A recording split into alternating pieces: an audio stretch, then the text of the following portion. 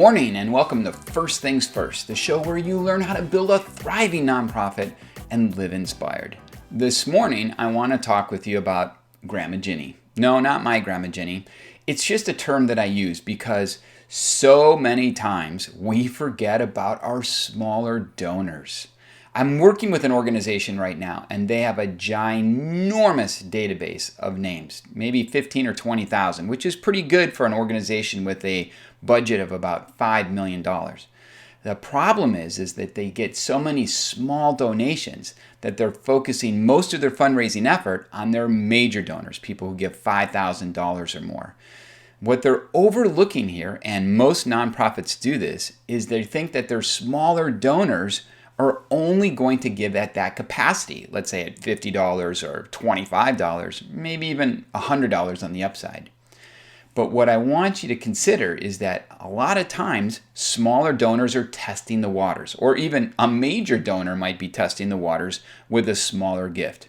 Mid-sized donors do this a lot too. The donors who give $500 or $1,000, many times these donors will give a smaller gift of $50 or something smaller because they want to find out what you're all about, how you treat them, and what their gift's going to do. Because remember, the number one reason why people make a second gift is based on how you treat them, and they want to know and feel if their gift made a difference.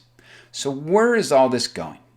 What I want you to start thinking about is, when was the last time you really combed over your database and reached out to some of your smaller donors who have the potential to make a major gift or a much larger gift?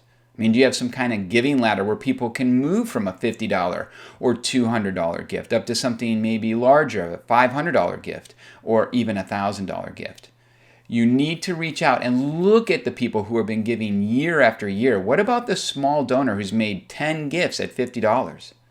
If they're that consistent and that loyal, there's probably a good chance that they're going to give more. I really believe that. And you should comb your list and see how many donors are willing to do that.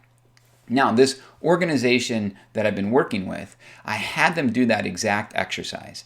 Go through all their lists. They have 2 or 3 different lists. Go through their lists and pick out donors who are giving consistently $50 gifts, $50 gifts, and up to maybe $100 gifts.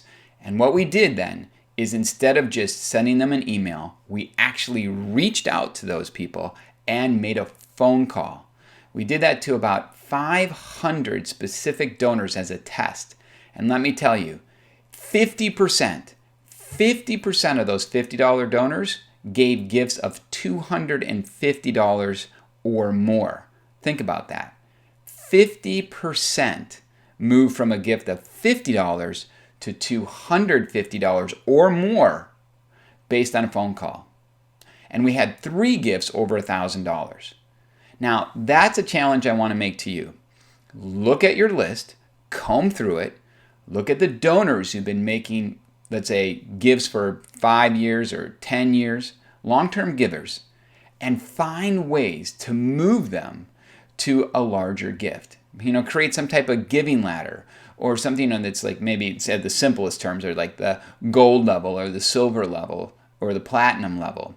But use something that's more analogous. Like if you're an oceanography based organization, maybe like have the penguin or the dolphin or the whale size gift, something like that. Get creative. All right, so that's it for today. Just a simple lesson.